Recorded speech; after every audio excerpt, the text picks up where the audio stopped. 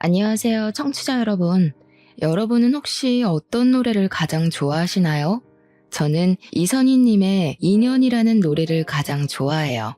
이 노래는 멜로디도 참 좋지만 가사가 처음부터 끝까지 너무 애틋해서 노래를 다 들으면 명작 드라마를 본 것 같은 기분이 든답니다. 특히 고달픈 삶의 길에 당신은 선물인 걸이라는 가사는 들을 때마다 제 마음을 울리는 것 같아요. 이 가사처럼 고달팠던 저의 과거에 선물 같은 분이 계셔서 그분을 떠올리며 사연을 처음으로 보냅니다. 먼저 제 소개를 하면 저는 지금 중견기업 품질관리팀에서 근무하고 있는 30대 후반의 여성입니다. 저는 대학교를 졸업하고 24살에 이 회사에 입사하게 되었는데 일이 힘들기는 하지만 나름대로 보람도 있고 재밌더라고요. 그래서인지 남들보다 진급도 빨랐고 제가 갓 30살이 되었을 때는 과장으로 승진했어요. 이렇게 일하는 재미에 푹 빠져 사느라 연애와 결혼은 생각도 하지 않고 살고 있었습니다. 제가 가장이 되고 나서 얼마 후 회사의 신입 남자 직원 김인철이라는 분이 새로 들어왔어요. 인철 씨는 성격이 꽤 밝았고 주위 분위기를 밝게 만들어 다른 사람들을 웃게 하는 사람이었습니다. 게다가 일하는 눈치도 빨라서 하나를 가르쳐주면 열을 해내는 사람이었죠. 저는 인철 씨에게 일을 알려주며 친해지게 되었고 점점 회사 일뿐만 아니라 개인적인 일들도 공유하는 사이가 되었습니다. 우리는 둘 다 외동이었고 부모님과 함께 사는 데다가 같은 아파트 단지에서 살고 있었어요. 그 덕에 출퇴근도 같이 하고 가끔 술 생각이 나면 부담 없이 단지 내 편의점에서 맥주도 한 잔씩 했답니다. 그러면서 서로의 생활 방식이나 집에 관한 이야기도 나눴는데 인철 씨는 주말 오전에는 항상 어머니와 함께 교회에 갔어요. 어머니는 독실한 교회 신자이지만 크게 강요를 하시지는 않는다고 했고 인철 씨는 어린 친구들과 놀기 위해 교회에 다녔는데 어찌어찌 하다 보니 지금까지 교회에 다니게 되었다고 했습니다. 그러면서 자신이 매주 교회에 가긴 하지만 딱히 믿음이 있는 것은 아니라고 했어요. 저와 인철 씨는 주말 오전이 아니면 밖에서 종종 따로 만났고 이러한 시간이 쌓여서 자연스레 이성적인 호감이 생겼습니다. 그리고 1년의 연애 끝에 결혼까지 생각하게 되었죠. 먼저 제가 예비 시부모님께 인사를 드리러 가게 되었습니다. 예비 시아버지는 인자하시고 유머러스 하셨지만 예비 시어머니는 표정이 그다지 밝지 않으셨어요. 그날 예비 시어머니는 저에게 딱 하나만 물어보셨는데 그것은 바로 제가 태어난 날짜와 시간이었습니다. 분명 교회에 다니시는데 사주를 보시려는 것처럼 물어보시니 왜 물어보시냐고 정중하게 물었어요. 그런데 그냥 궁금해서 물어봤다고 하시더라고요. 그 뒤로는 표정이 그다지 좋지 않으셔서 마음에 걸렸죠. 그래도 제게 싫다고는 이야기하지 않으셔서 원래 조금 낯을 가리시는 성격이라고 생각했습니다. 이어서 예비 남편이 우리 집으로 인사를 왔는데 우리 부모님은 제가 평생 혼자 살 줄 알았는데 더 늦기 전에 구제해줘서 고맙다고 하며 예비 남편을 두 팔 벌려 반기셨어요. 그리고 우리는 예비 시할머니께도 인사를 드리러 갔습니다. 시할머니는 우리 아파트에서 자동차로 15분 정도 되는 거리에 있는 주택에서 소소하게 농사를 지으며 살고 계셨어요. 처음으로 예비 시할머니께 인사를 드리러 가던 날 솔직히 정말 많이 긴장했습니다. 당시 제 나이가 34살이었는데 제 주변 친한 친구들은 이미 다 결혼을 했던 상태였어요. 결혼한 친구들의 이야기를 들어보니 자기 아들은 귀하지만 며느리는 천하게 대하는 시댁 어르신들이 정말 많았더라고요. 그래서 친구들이 예비 시할머니가 계신다고 하니 앞으로 정말 힘들겠다며 제 걱정을 많이 해주었습니다. 저는 예비 시할머니 역시 그러신 분이 아닐까 싶은 생각에 걱정하고 긴장되는 마음으로 할머니 댁에 갔어요. 원래 그날 예비 시부모님도 같이 가려고 했으나 갑자기 그날 일이 생겨서 같이 못 가시고 저와 예비 남편만 할머니 댁에 가게 되었습니다. 예비 시할머니는 저를 보자마자 어서 오라고 반겨주셨어요. 솔직히 저는 친구들에게 며느리를 못 살게 구는 시댁 이야기를 많이 들었던 터라 예비 시할머니께서 반겨주시는 것이 제가 정말 반가워서 반겨주시는 게 아니라 이 집에서 일할 사람이 와서 반겨주신다고 생각했습니다. 그래서 처음에는 예비 시할머니의 호의를 좋게 생각하지는 않았어요. 예비 시할머니는 제 손을 꼭 붙잡고 정말 예쁘다고 칭찬을 하시며 거실 소파에 앉아보라고 하셨습니다. 그러더니 부엌에 가서 찹쌀떡과 인절미를 가지고 오셨어요. 예비 시할머니는 손자 며느리가 온다고 해서 직접 만들었다고 하시며 찹쌀떡을 건네주셨습니다. 원래 저는 떡을 그다지 좋아하지 않았지만 제가 온다고 만드셨다고 하니 어쩔 수 없이 한 입 베어 물었는데 이 떡은 꿀을 발라놨는지 정말 맛있었어요. 제가 맛있게 먹는 모습을 가만히 보시던 예비 시할머니는 제게 앉아서 먹고 있으라고 하시더니 부엌에 가셨습니다. 제가 뭐 도와드려야 하나 싶어서 부엌에 따라가니 절대 오지 말라고 하셨어요. 어쩔 수 없이 거실에 앉아 떡을 마저 먹고 있는데 예비 시할머니는 이제 준비가 다 됐으니 부엌에 오라고 하셨습니다. 그래서 가보니 식탁에 각종 나물 반찬들과 잡채가 한가득 있었어요. 저는 솔직히 나물을 그다지 좋아하지 않습니다. 우리 엄마가 손맛이 없으셔서 나물을 무쳐도 하나도 맛이 없었거든요. 그런데 예비 시할머니가 만들어주신 나물 반찬은 정말 맛있었어요. 제가 한 그릇을 싹싹 비우니 예비 시할머니는 잘 먹어서 너무 예쁘다고 제 머리를 쓰다듬어 주셨습니다. 식사를 마치고 설거지라도 하려고 했더니 예비 시할머니는 절대 하지 말라고 하셨어요. 그래도 맛있게 먹었으니 제가 치우겠다고 하니 나는 내 며느리한테도 설거지 안 시켰다고 하며 저를 부엌에서 밀어내셨습니다. 예비 시할머니의 힘이 어찌나 세시던지 저는 그대로 밀려서 거실로 나올 수밖에 없었어요. 거실에서 예비 시할머니께서 직접 타주신 커피를 마시고 있는데 또 혼자 부엌에 들어가시더니 이번에는 나물이며 떡을 한가득 챙겨주셨습니다. 그러면서 줄 것이 이거밖에 없어서 미안하다고 하셨어요. 저는 너무 감사하기도 하고 아무것도 안 하고 얻어먹고만 온 것 같아 너무 죄송하다고 말씀드렸더니 가족끼리 무슨 그런 말을 하냐며 그냥 한 번씩 내 생각만 해달라고 하셨습니다. 사실 시할머니까지 계신다길래 걱정을 정말 많이 했는데 예비 시할머니는 인자하시고 저를 어린 손녀 보듯이 따뜻하게 대해주셨어요. 뭔가 어릴 때 돌아가신 저의 할머니가 다시 오신 기분이 들어서 마음이 따뜻하고 푸근했습니다. 이렇게 우리는 각자 집에 인사드린 후 본격적으로 결혼 준비를 시작했어요. 예물과 예단은 다 생략하고 신혼집은 당시 저와 부모님이 함께 살고 있던 집으로 정했습니다. 부모님은 원래 제가 결혼 후 지금 사는 집을 월세로 내놓고 차로 5분 거리인 신도시로 이사하려고 하셨어요. 그런데 친정 부모님이 남에게 월세를 주느니 딸의 신혼집으로 주는 게 낫겠다며 사시던 집 명의를 제 명의로 돌리고 그곳을 우리 신혼집으로 마련해 주셨습니다. 이런 상황이다 보니 저는 시댁과 같은 아파트 단지에 살게 되었어요. 친구들은 저의 이런 상황을 듣고는 자고로 친정은 가깝고 시댁은 멀어야 좋고 게다가 시할머니까지 계신다고 하니 결혼 생활이 쉽지 않겠다고 했습니다. 하지만 첫 인사를 드리러 갔을 때 예비 시아버지는 정말 인자하시고 좋으셨고 예비 시어머니는 딱히 저를 완전히 반기시지는 않았지만 그래도 말이 많으신 분은 아닌 것 같기에 괜찮을 것 같았어요. 게다가 예비 시할머니는 한 번 뵙기는 했지만 정말 좋아 보이셨기에 큰 문제가 없을 것으로 생각했습니다. 그 뒤로 우리는 문제없이 결혼 준비를 하고 결혼식 신혼여행까지 성황리에 마쳤어요. 그리고 결혼 후 시댁에 처음으로 가게 되었습니다.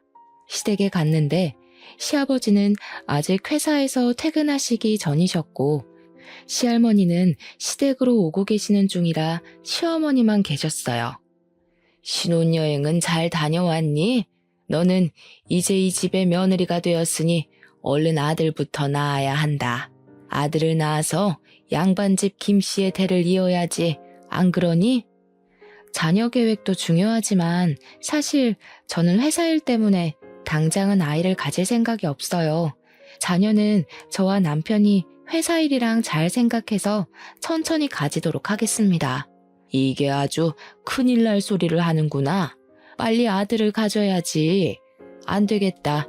빨리 아들이 생기도록 기도라도 해야겠어. 시어머니는 교회를 다니지도 않는 제게 아들을 빨리 갖게 해달라고 기도를 해야 한다며 제 앞에서 무릎을 꿇고 제 손을 잡고 앉아서 아들을 얼른 갖게 해달라고 기도를 시작했습니다. 남편도 제 옆에서 무릎 꿇고 기도를 했고 분위기가 이러다 보니 저도 얼결에 같이 기도를 했어요. 기도를 마친 후 시어머니는 아들을 가지기 위해 최선을 다하라고 신신당부를 했습니다. 그리고 잠시 후 어머니는 결혼 후 정식으로 시댁에 처음 왔으니 이제 밥을 먹게 음식을 차리라고 하셨어요. 사실 저는 부끄럽지만 결혼 전에 밥을 해본 적이 없습니다. 우리 친정은 다들 평일에는 회사에서 일하느라 집에서 밥을 먹지 못했고 주말에는 외식이나 배달 음식을 먹었어요. 어쩌다가 엄마가 찌개 같은 것이라도 끓여서 밥을 먹게 되더라도 전자레인지에 돌리면 바로 조리가 되는 즉석밥을 주로 이용했습니다. 그렇기에 저는 한 번도 쌀을 밥솥에 넣어 밥을 해본 적이 없었어요. 그래서 요리에는 그다지 소질이 없는데 갑자기 요리하라니 너무 황당했고 뭘 어떻게 시작해야 할지 몰라 가만히 있을 수밖에 없었습니다. 원래 우리 집은 풍습이 며느리들이 처음 시댁에 오면 음식을 직접 해서 어른들에게 요리 실력을 검사받는단다. 새로 들어온 며느리의 요리 실력을 알아야 살림을 어떻게 가르칠지 판단을 할 수 있지 않겠니? 그러니 너도 빨리 주방으로 들어가서 얼른 밥이랑 반찬이랑 국이랑 좀 끓여봐. 뭐든 해오란 말이다. 시어머니의 황당한 말에 남편은 그냥 가만히 구경만 하고 앉아 있었습니다. 익숙하지도 않은 주방에 가만히 서서 뭘 어찌해야 하나 당황스러워하는데 시할머니와 시아버지가 오셨어요. 시할머니는 제가 저번에 좋아했던 밑반찬을 가득 들고 오셔서는 당분간 회사 일하고 집 정리하느라 밥 제대로 챙겨 먹기 힘들 테니 이 반찬들 먹으라고 하셨습니다. 그리고 시어머니에게는 내 손자 며느리한테 시집살이 시키려거든 가만히 안 둔다고 하셨어요. 그러면서 오늘은 손자 며느리가 생겼으니 외식하자고 하셨습니다. 시어머니는 시댁에 처음 왔는데 며느리 음식 솜씨 좀 봐야 한다며 안 된다고 하고 시할머니는 너는 처음 시댁 왔을 때 음식 하기는 했냐고 하며 말도 안 되는 소리 짓거리지 말고 얼른 외출 준비나 하라고 하셨어요. 결국 시할머니의 말씀에 우리는 외식을 하게 되었습니다. 우리 예쁜 며느리 덕에 좋은 음식을 다 먹네. 고맙다. 우리 며느리, 우리 이렇게 가족이 되었으니 앞으로 잘 지내보자. 그래, 우리 그렇게 꽉 막힌 사람들도 아니니 앞으로 가족으로서 재밌게 잘 지내자. 힘든 일 있거나 인철이가 괴롭히면 꼭 나한테 말해.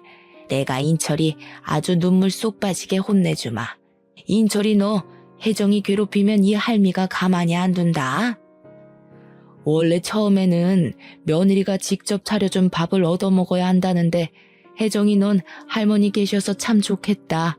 너는 처음에 밥상 차렸니?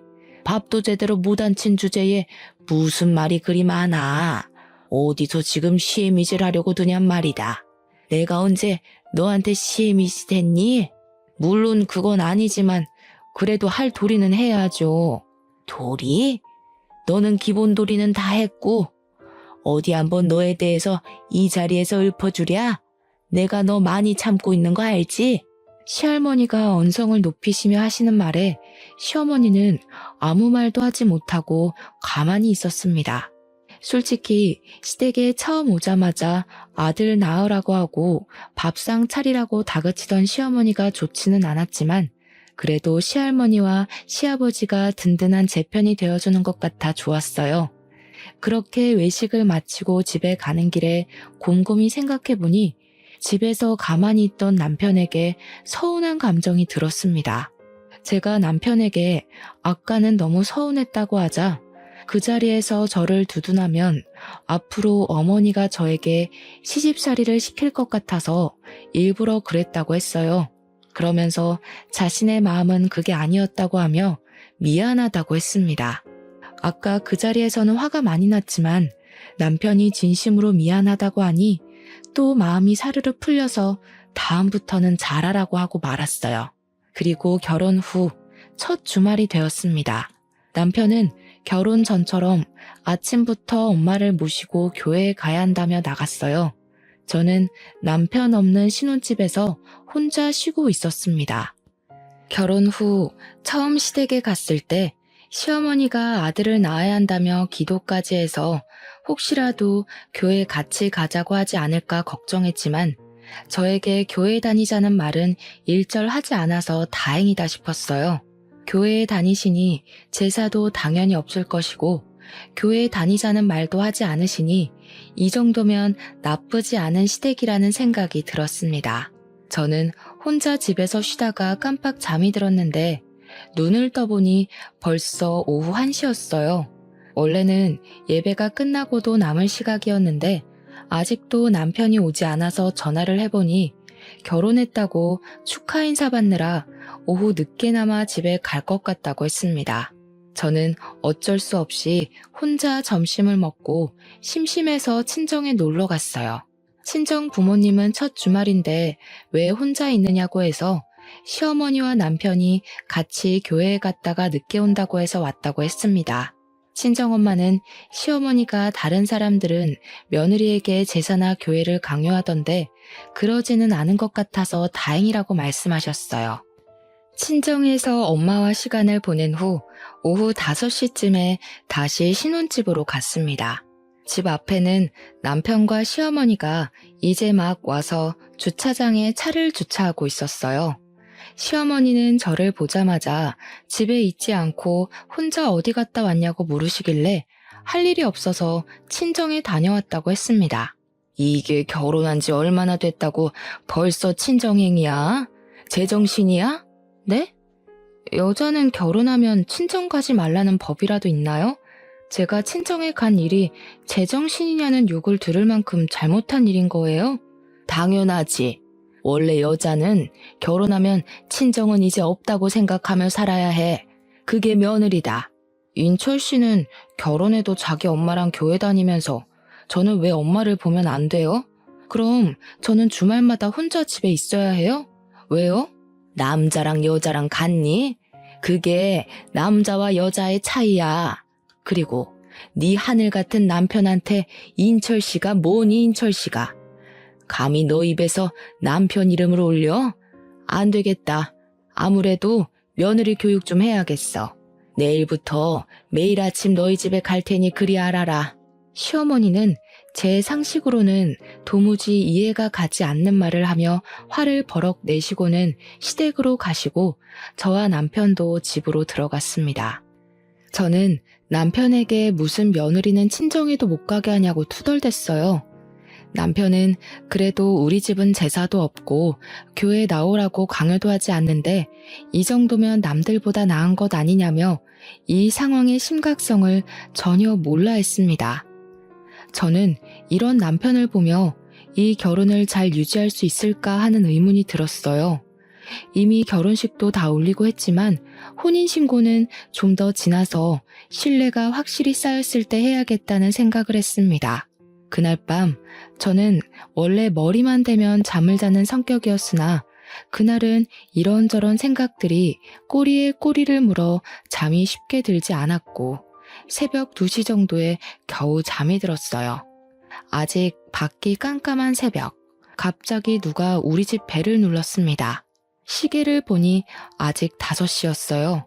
남편은 원래 잠기가 매우 어두워서 정신없이 잠을 자고 있었습니다.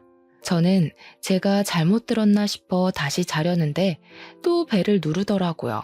혼자 나가서 누군지 확인하려다가 갑자기 무서운 생각이 들어 남편을 흔들었지만 남편은 누가 업어가도 모를 정도로 아주 깊게 잠을 자고 있었습니다.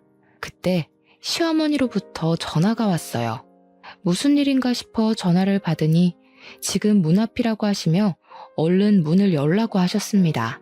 제가 현관을 열자마자 시어머니는 새색시가 아직도 꼬락서니가 이게 뭐냐고 하며 얼른 잠 깨고 밥 차릴 준비하라고 하셨어요.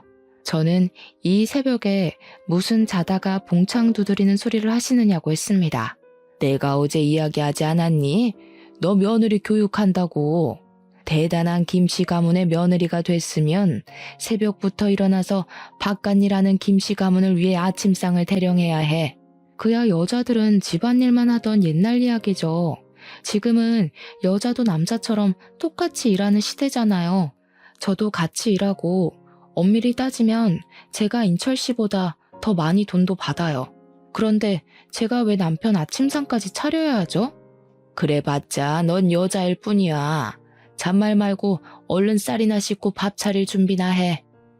시끄러운 소리에 남편이 큰 방에서 나왔는데 시어머니는 남편에게 얼른 들어가서 잠을 마저 자라고 하고 큰방 문을 닫아버리셨습니다.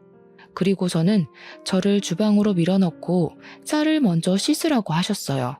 얼결에 쌀을 씻기는 했는데 솔직히 결혼 전에 쌀을 씻을 일이 없던 제가 능숙하게 쌀을 씻을 수가 있겠어요? 쌀을 씻다가 다 흘려버리니 시어머니는 제 등을 때리며 쌀도 제대로 못 씻는 년이라며 잔소리를 하셨습니다. 그렇게 저는 시어머니한테 혼나면서 6시까지 아침상을 차렸어요. 6시가 되자 시어머니는 남편을 깨우고 저는 출근 준비를 해야 한다고 하고 화장실로 들어갔습니다. 화장실에 들어가니 남편과 시어머니는 하하호호 난리가 났고 그 소리를 듣자니 너무 화가 났어요.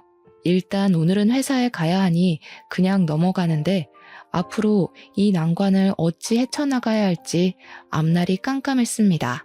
답답한 마음을 안고 회사에 출근했는데 그날은 새벽부터 날벼락을 맞아서인지 아니면 오랜만에 출근해서인지는 모르겠지만 정말 피곤했어요. 그렇게 피곤한 하루를 마치고 남편과 같이 퇴근하고 집에 오니 집 앞에 시어머니가 기다리고 있었습니다. 남편은 왜 기다리고 있었냐고 하며 제 앞에서 저의 의견은 묻지도 않은 채 시어머니한테 현관 비밀번호를 알려주었어요. 저는 남편에게 머리 끝까지 화가 나서 옆에서 노려봤습니다. 갑자기 날 왜 째려봐? 내가 뭐? 우리 아들이 집 비밀번호 알려줬다고 그러니? 집에서도 이러니 회사에서는 얼마나 우리 아들을 잡을고. 하여튼 진짜 마음에 안 들어. 우리 아들 잡지 마. 옛날에는 아내가 남편 얼굴도 감히 못 봤다. 어디서 감히 남편 얼굴을 째려보고 있어? 그건 그렇고 잠깐 여기 앉아봐라. 이 종이 한번 읽어봐. 시어머니는 저에게 종이 한 장을 건네주며 읽어보라고 했습니다. 종이에 적힌 내용은 다름이 아닌 아들 갖는 비법이었는데 그 내용이 너무 황당했어요. 남자는 고기 위주의 식사를 하고 여자는 채식 위주의 식사를 해야 하고 남자는 커피를 많이 마셔도 상관없지만 여자는 커피를 마시면 안 된다고 적혀 있었습니다. 그리고 새벽 3시 이후에 잠자리를 가지면 아들을 가질 확률이 높고 아들을 낳으려면 남자가 피곤하면 안 되니 집에서 남자는 집에서 절대 휴식을 취해야 한다고 적혀 있더라고요. 시어머니는 제게 이제부터 이거를 무조건 지켜서 아들을 낳으라고 하셨습니다. 그러면서 우리 아들 피곤하면 아들이 생기지 않으니 남편에게는 얼른 씻고 쉬라고 하고 저에게는 아침 먹은 설거지 얼른 치우고 집 정리하라고 하시고는 가셨어요. 저는 설마 하는 마음에 주방에 가보니 아침에 시어머니와 남편이 먹은 음식 잔재가 그대로 있었고 그 광경을 본 저는 남편에게 네가 먹은 것이니 설거지를 하라고 시켰습니다. 하지만 남편은 아까 엄마 말 듣지 못했냐며 아들 낳으려면 자기는 쉬어야 하니 집안일 시키지 말라고 하며 방에 들어가서 자더라고요. 결국 저 혼자 그 많은 설거지를 하고 짜증나는 마음에 맥주 한 잔을 마시고 잠이 들었습니다. 다음 날 한창 잠을 잘 자고 있는데 새벽에 또 전화가 왔어요. 시간을 보니까 새벽 3시였고 전화 온 사람은 시어머니였습니다. 저는 핸드폰에 찍힌 시어머니라는 단어를 보는 순간 너무 짜증이 나서 전화를 거절했어요. 그랬더니 바로 또 전화가 오길래 도대체 무슨 일인가 싶어 일단 전화를 받았습니다. 지금 새벽 3시야. 얼른 인철이 깨워서 잠자리 가져라. 지금 해야지 아들이 생긴단 말이다. 알겠니? 이따 집에 가서 확인할 거야. 시어머니는 새벽 3시부터 전화해서 아들을 가져야 한다고 남편을 깨워서 잠자리를 가지라고 했습니다. 아니, 아들을 갖는 것이 저 혼자 노력해서 될 일도 아니고 이런 거는 아들을 갖는데 필요한 염색체를 가진 자기 아들에게 말해야지 저한테 시키는 것은 또 무슨 경우랍니까? 저는 시어머니의 말이 너무 황당해서 그냥 전화를 끊고 다시 잠을 청했어요. 그리고 잠시 후 집에 시어머니가 들이닥쳤습니다. 어제 남편이 알려준 비밀번호를 열고 들어온 거예요. 그때 시간이 새벽 5시였고 깊은 잠을 자던 저와 남편을 보더니 시어머니는 기겁하며 저를 거실로 데리고 나갔습니다. 왜 잠자리를 안 가졌어? 얼른 아들을 낳아야 할 것 아니냐? 저는 아직 아이 가질 생각 없어요. 그리고 제가 무슨 아들 낳으려고 결혼한 것도 아니고 왜 이리 아들을 가지라 말아요. 2년이 결혼했으면 아들을 얼른 가질 생각을 해야지. 네가 결혼하면서 우리 집에 해준 것도 없는데 아들이라도 낳아야 할 거 아니냐? 제가 왜 한 것이 없어요? 이 집 우리 집에서 해주신 거 잊으셨어요? 고작 이딴 허름한 집 따위 하나 해줬다고 유세냐? 내 참 어이가 없어서. 네가 솔직히 얼굴이 이쁘기라냐 집이 재벌집이기라냐. 다른 며느리들처럼 사근사근한 것도 아니고 나이가 어린 것도 아니고 하나부터 10까지 다 맘에 안 들었지만 그래도 나 다 참고 아들 낳을 사주라고 해서 결혼시켰다. 그럼 빨리 네가 아들을 낳아야 할 것 아니냐? 네? 아들 낳을 사주요? 그건 무슨 소리예요? 어머니 교회 다니시는데 사주 같은 거 믿어도 돼요? 제 말에 시어머니는 잠시 당황하더니 말이 잘못 나왔다며 아들 잘 낳게 생겨서 결혼시켰다고 했습니다. 그러면서 시어머니는 빨리 인철이 깨워서 밥 먹이고 회사 가라고 하며 후다닥 나가버리셨어요. 저는 새벽 3시부터 전화해서 아들 낳으라고 닥달하는 시어머니가 너무 싫었습니다. 정말 맘 같아서는 당장 갈라서고 싶었지만 아침에 일어난 남편이 미안하다고 하기도 하고 자존심 센 제 성격상 결혼한 지 한 달도 안 돼서 이혼했다는 이야기가 회사에 돌면 너무 부끄러울 것 같아서 일단은 혼인신고는 하지 않고 그냥 있기로 했어요. 다행히 그 뒤로 시어머니는 우리 집에 새벽에 오지 않았고 새벽 3시에 전화하기는 했지만 무음으로 해놔서 전화가 왔는지 몰랐습니다.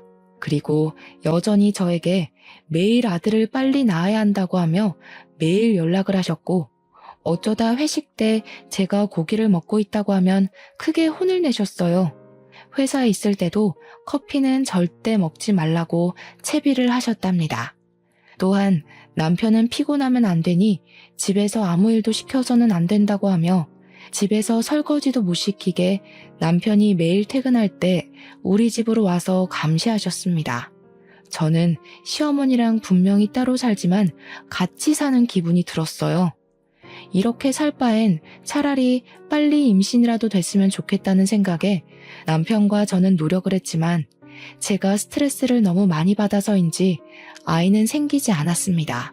시어머니는 아들이 생기지 않는다고 제게만 닥달하고 매일 저를 붙잡고 기도했어요. 시댁 어르신 대부분이 손주 소식을 바라는 것은 알겠지만 이렇게까지 손주, 그것도 아들만을 바라는 시어머니의 모습이 이해가 잘 되지 않았습니다. 또 이렇게까지 강요하는 시어머니 때문에 스트레스를 너무 많이 받아서인지 잠도 잘 못 자고 뭔가 항상 불안하고 초조했어요.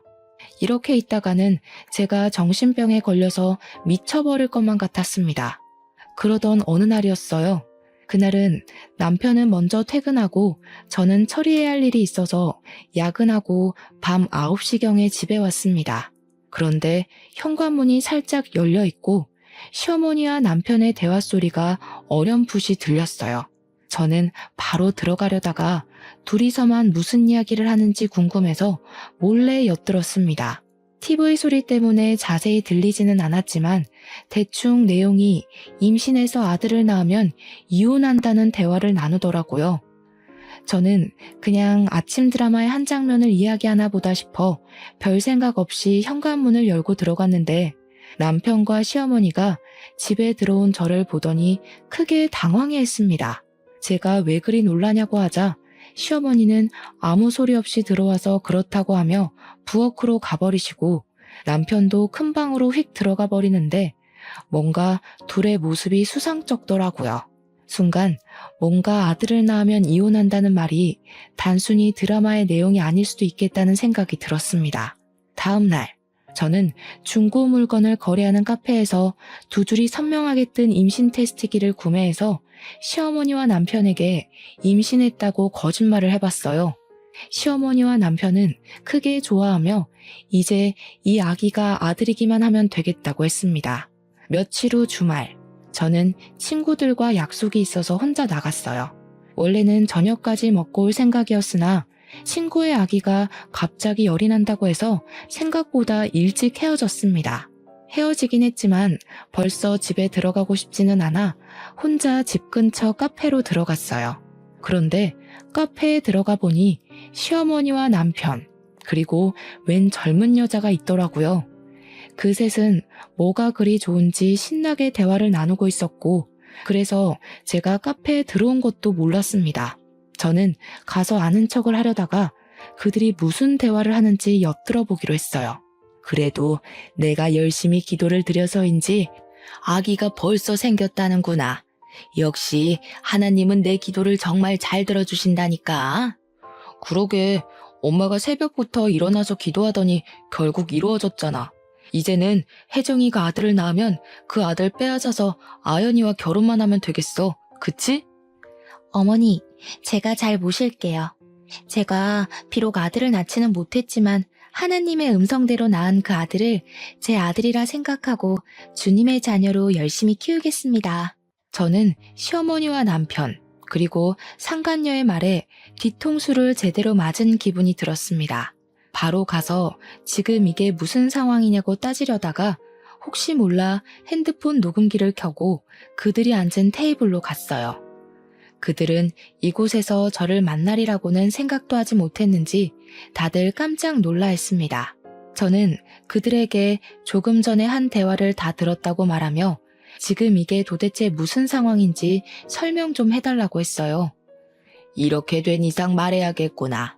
일단 여기 앉은 이 분은 우리 교회 목사님의 외동 따님이시란다. 원래 우리 인철이는 이 따님과 결혼을 하려고 했지. 그러면 우리 인철이는 교회를 물려받고 회사를 관두더라도 목사로 계속 일할 수 있잖아? 그럼 둘이서 결혼하면 되지. 왜 저랑 결혼시킨 거예요? 목사님 따님이 젊었을 때 자궁에 문제가 생겨서 자궁을 적출했다지 뭐니. 그래서 아이를 가질 수가 없다는 거야. 그런데 나는 우리 아들의 대를 이어줄 사람이 필요해서 이를 어쩌나 하고 주님께 주님의 일꾼이 될 손자가 필요하다고 기도를 드렸지. 그렇게 교회에서 기도하고 나오는데 인철이가 너랑 아파트 편의점에서 맥주를 먹는 모습이 보이는 게 아니겠어? 그때 하나님의 음성이 들리는 거야. 일단 저 둘이 결혼을 시켜 아들을 낳은 후 둘이 이혼을 하고 그 뒤에 목사님 따님과 결혼을 시키라고 말이야. 아주 좋은 생각이었지. 하나님의 일꾼이 될 손자도 생기고 우리 인철이는 목사가 되고 말이야. 혹시나 하는 마음에 너와 인철이 둘의 사주를 봤더니 아들을 낳을 수 있는 사주라더라. 그래서 바로 둘이 결혼시킨 거야. 네가 마음에 하나도 안 들지만 말이야. 상간녀는 시어머니의 말에 작게 아멘이라고 말하며 아주 감동한 듯한 표정을 지었습니다. 그럼 지금 이 상황을 전현의 부모도 알아요? 그 교회 목사라는 사람도 이 상황 다 알고 있냐고요? 당연하지. 그게 하나님의 뜻이고 음성인데 목사님이 모르시겠니? 당연히 다 알고 지금 네가 아들을 낳아주기만을 간절히 기다리고 있단다. 그러니까 너는 하나님의 뜻을 따라서 아들을 낳고 꺼져주기만 하면 돼. 그럼 목사님이랑 내가 섭섭지 않게 챙겨주마. 근데 어쩌죠? 저 임신한 거 가짜인데. 저 임신 안 했어요. 당연히 제 뱃속에 아기도 없고요. 그때 그 2줄 테스트기는 중고거래 하는 카페에서 산 거예요. 하도 임신하라고 닥달해서 말이죠. 시어머니는 사실 임신이 아니라는 말에 화를 버럭 내며 제 머리채를 잡고 흔들었습니다. 지금 머리채를 잡아야 할 사람이 누군데 자기가 머리채를 잡으니 너무 화가 나서 심장이 터져나올 것만 같았어요. 당연히 남편과 이혼을 할 것이지만 이대로 이혼하기에는 뭔가 억울했습니다. 이들을 완전 갈기갈기 찢어놓고 이혼하고 싶었어요. 저는 일단 카페에서 사람들이 다들 보고 있어서 카페에서 나와서 집으로 갔습니다. 그리고 시할머니와 시아버지에게 제가 녹음한 파일을 보냈어요. 제가 녹음한 파일을 들은 시할머니와 시아버지는 한달음에 우리 집에 오셔서 이게 다 사실이냐고 하셨습니다. 저는 방금 카페에서 있던 일이고 제가 들은 이야기를 하나도 빠짐없이 말씀드렸어요.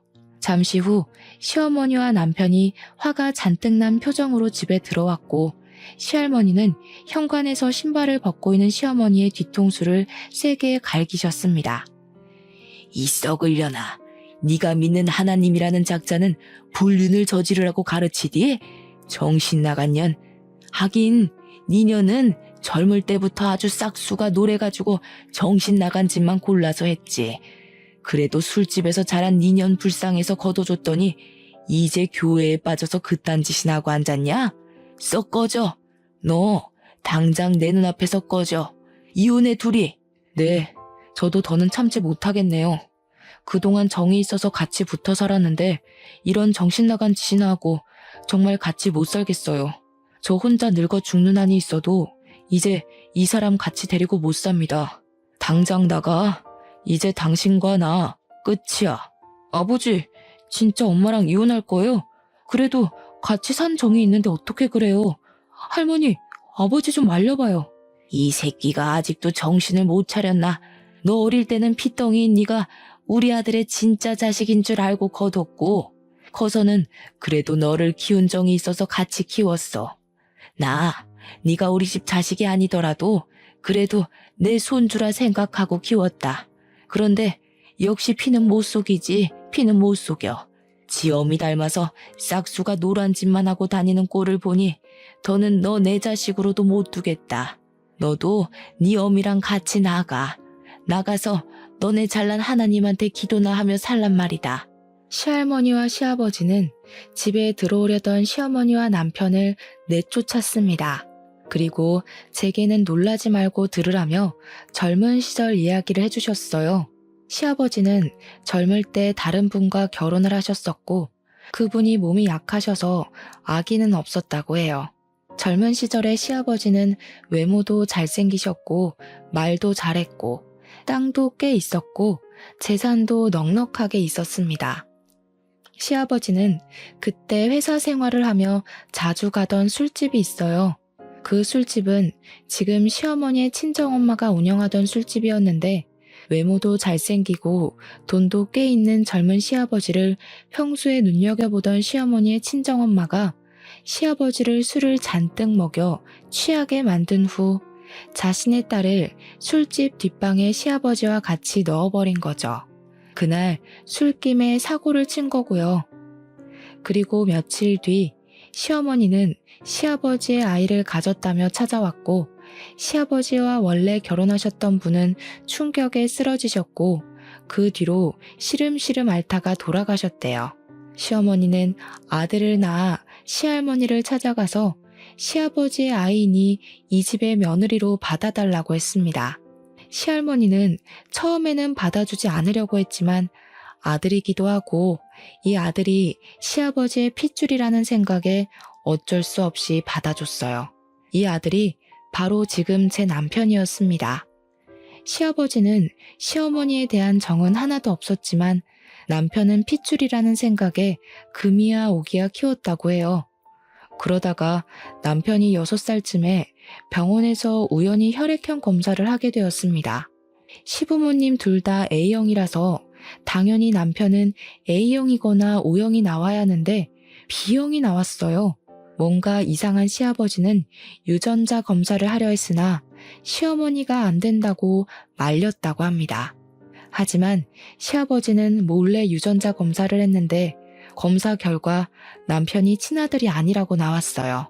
집안이 뒤집히고 이혼하려 했으나 고작 6살밖에 되지 않은 어린 남편이 불쌍하기도 했고 그동안 기른 정 때문에 그냥 눈 감고 살게 되었습니다.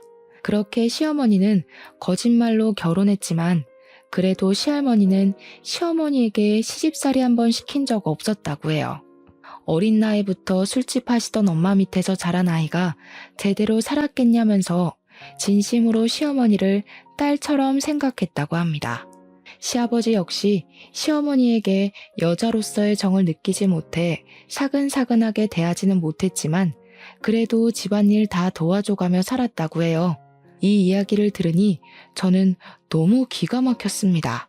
시어머니는 시할머니에게 그렇게 사랑을 받고 지금까지 왔으면서 저에게는 온갖 시집살이를 다 시키려 했잖아요. 그리고 남편도 그런 엄마를 말리지는 못할 망정 옆에서 더 부채질했다는 것이 정말 화가 났습니다. 저는 이 모든 사실을 안 후 남편과 이혼해야겠다고 했어요. 두 분은 미리 말해줬어야 했는데 굳이 말할 필요성이 있을까 싶어서 안 했다며 미안하다고 제게 사과를 하셨습니다. 그렇게 시할머니와 시아버지가 가셨고 남편은 그날 저녁 집에 끝내 오지 않았어요. 저는 남편의 모든 짐을 다 챙겨서 심부름 센터를 통해 회사로 보냈습니다. 그리고 녹음한 파일을 지역 맘카페와 시어머니와 남편이 다니던 교회에도 올렸어요. 마침 교회에서 활동하던 사진이 교회 사이트에 있길래 시어머니와 남편의 사진도 함께 올렸습니다. 혹시나 해서 모자이크 처리를 하기는 했지만 지인이면 알아볼 수 있을 법하게 올렸어요. 폭풍 같은 주말이 지나고 다시 월요일이 되었습니다. 남편은 자신의 자리에 심부름센터에서 보낸 남편의 짐들을 보고 이게 다 뭐냐고 물었어요. 뭐긴 뭐야, 너 짐이지. 이제 내 집에 들어올 생각하지 마. 그 집 내 명의인 거 알지? 진짜 잔인하다. 어떻게 사람을 이렇게 곤란하게 해? 네가 그러고도 사람이야? 먼저 엿먹인 게 누군데 그래. 애초에 나한테 마음도 없었으면서 너 아들 낳아줄 여자 필요해서 나랑 결혼하고 나서도 목사 딸년 만나고 다니는 게 곤란하게 한 거 아니면 뭐니? 너야말로 네가 그러고도 사람이야? 내 말에 회사 사람들은 수군대기 시작했고 남편은 쪽팔린 지 회사를 나가버렸어요. 그날 오후 회사에서 결혼한 여직원들이 제가 맘카페에 올린 사진과 녹음 파일을 보여주었습니다. 그 밑에 댓글을 보니 시어머니가 교회 생활을 아주 열심히 해서인지 어느 교회 다니는지 다 나와 있었고 교회 목사 딸인 상간녀의 얼굴과 신상까지 다 나왔어요. 소문은 그 뒤로 일파만파 퍼졌고 교회는 결국 교인 수가 줄고 목사는 욕먹고 문을 닫았습니다. 그리고 시어머니는 시부에게 이혼당하고 남편은 제 집에서 쫓겨나고 회사에서도 쫓겨나다시피 나갔어요. 당장 오갈 데가 없어진 시어머니와 남편은 교회로 들어가 살려고 했는데 교회에서도 교회 이름에 먹칠을 했다며 쫓아냈다고 합니다.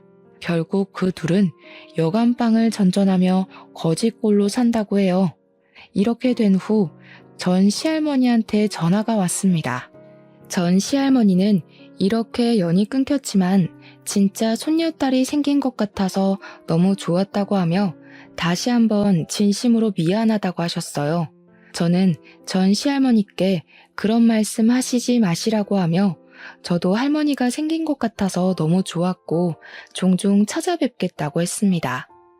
그리고 다음날 전 시할머니 핸드폰으로 문자가 하나 왔어요. 전 시할머니가 밤에 돌아가셨다는 것입니다.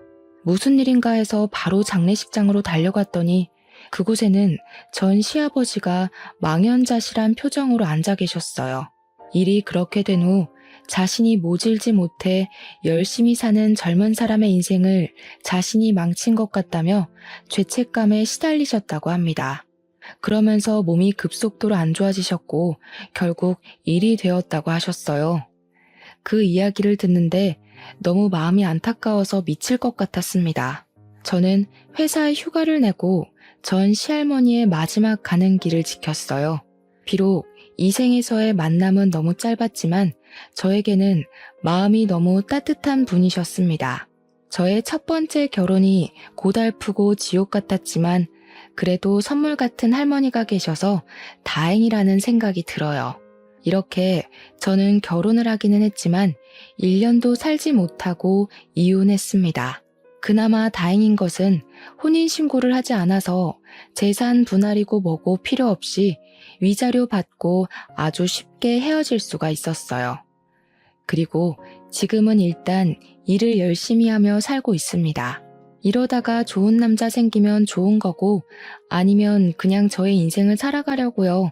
지금까지 저의 기나긴 사연 들어주셔서 감사합니다.